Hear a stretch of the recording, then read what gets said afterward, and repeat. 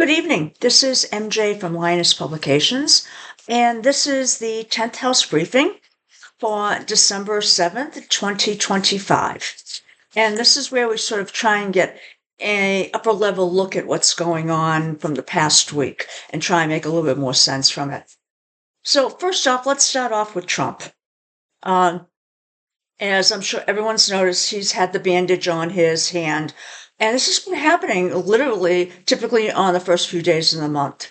Some people have been coming up and saying that it's because he's getting an infusion of this Alzheimer's drug. And that can cause things like brain swelling, so a liquid in the brain, so he has to get MRIs.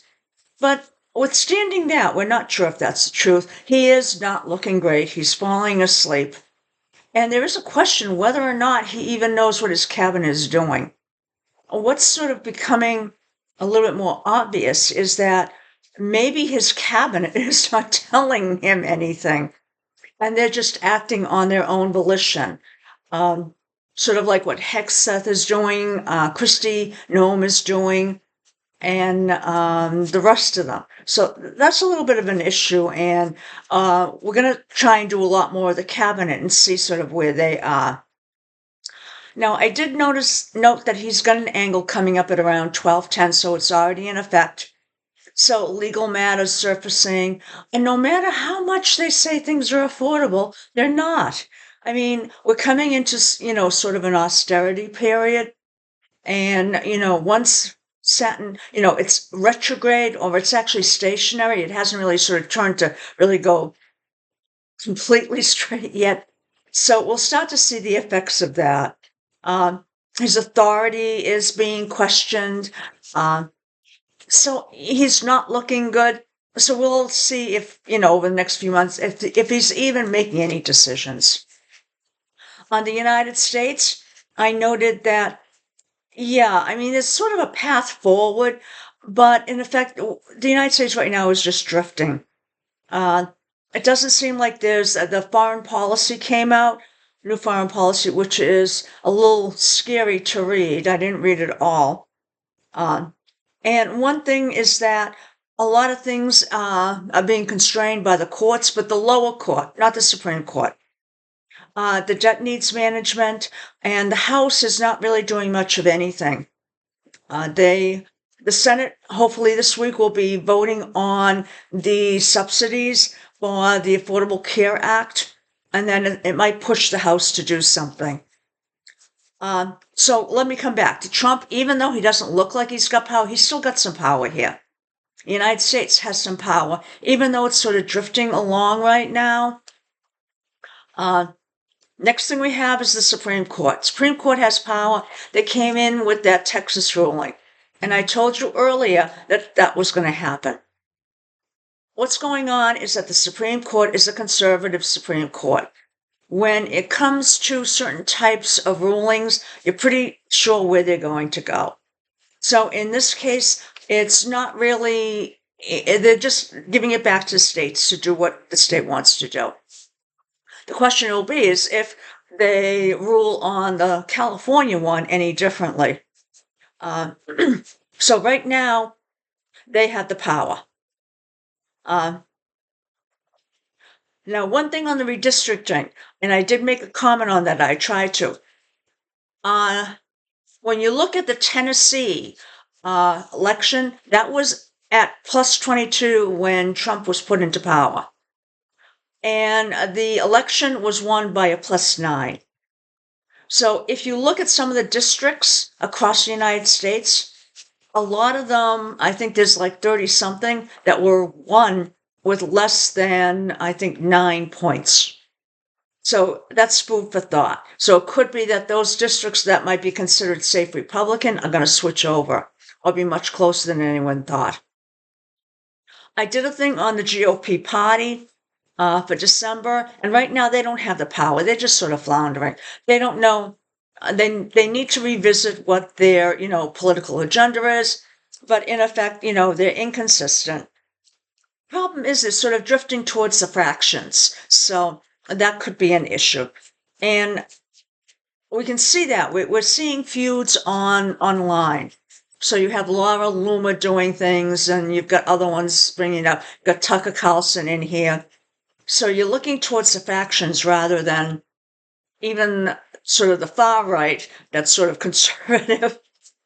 And they lack firm ground. But they're not going to be like that all the time. So be aware, come next year, they're going to start to get their act together and, start to develop stuff. Mike Johnson. So right now, GOP doesn't have power. Okay. But that's for December. Mike Johnson. Yeah, I said he was going to provoke opposition, and he is.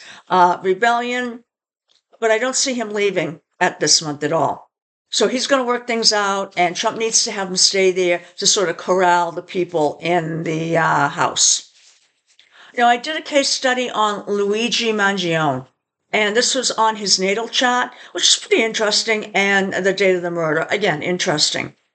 I also did a timeline for the jury, or the trial that's going to go on. So we'll see how that goes. I don't think, unless the timeline changes, I don't think he's going to be found guilty of something. I don't know what it is yet. Maybe as it gets closer, and if my timeline is right, I can sort of identify what it's going to be. Now, next, Birthright. I went and I really tried to look at some dates that decision might come through, because I think it's sort of an important one, and it also plays off on the abortion, too. Because when you're restricting things like this, then abortion is definitely going to fall into there.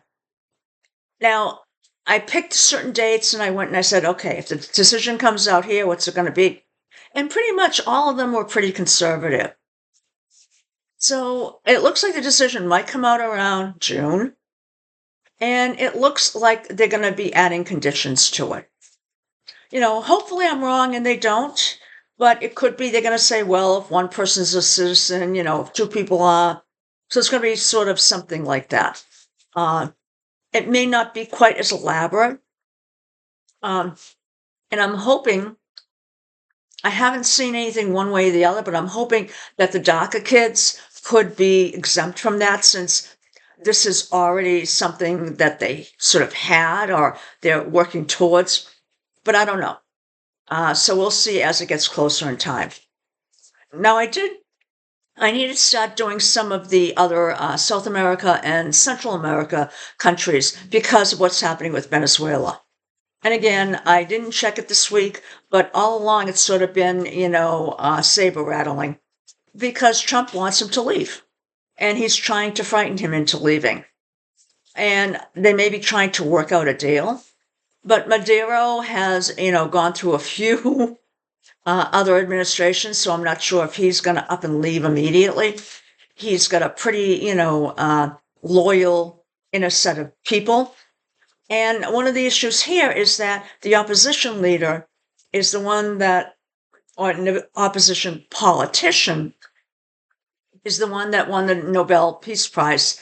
And she's in effect working with Trump. So you're not sure what the deals are that they're arranging for. So with Colombia, I did that one today with Petro. And yeah, there might be some military action coming in around this time, but nothing I'm seeing that's very aggressive. Sort of maybe, saying, no, don't do that. And there might be some public corruption that needs to be handled. But so far, for, this time frame in December, it looks okay. With Brazil and Da Silva, currently, they're in an issue with Venezuela where Brazil blocked Venezuela from entering the BRIC. So what I'm seeing is, and I noted at the end of January, there's going to be some type of power issue coming up. Now, it could be with Venezuela, could be with another country, could be with the United States. Now, next one I did was Bolivia and Paz, and this one looks pretty normal. I'm not seeing anything that indicates a power struggle or invasion or, warring of words. I'm seeing more that we've got a new president coming in that's a centrist versus the last 2 decades they had more a left person. So this person is coming in with a big agenda. I can see him sort of making a lot of plans for changes. They're not doing changes right now. But I expect come spring, yeah, a lot of changes, a lot of innovation coming. So it actually could be good. So I'm sort of excited to see what they do for their country. Now, in the interim, they actually may quietly sort of communicate with the United States to open up, the diplomatic channels again. And that's by having an ambassador in the countries. And the ambassador got expelled back in 2008. So that would be a step forward. So that might be one of the first steps they do. But if I remember right, they're also friendly with Venezuela and with Cuba. So that means that they might have to make some decisions which way they want to move forward when it comes to allies. But again, one to watch. And so far, I'm not seeing anything, like attempted coups or, a lot of saber rattling or, sort of things to watch where things might be on a tightrope. As I noted last week, Hegseth, and this was even before all the news came out, I didn't see him lasting really through the month in that position. I think he's going to be either pushed out or pushed to the side. I think this is going to be too much for him to, to overcome. And I think a lot of GOP are pushing for this too. Lastly, Patel, as I noted, yeah, people are not happy with what he's doing, but he might sort of just hang on and just do an average job. And plus, I sort of think his relationship with this woman that he's seeing might be serious. So he might actually be in love, which is why he's ignoring everything else. I hope you enjoyed this and have a great week. Thank you for watching. Bye now.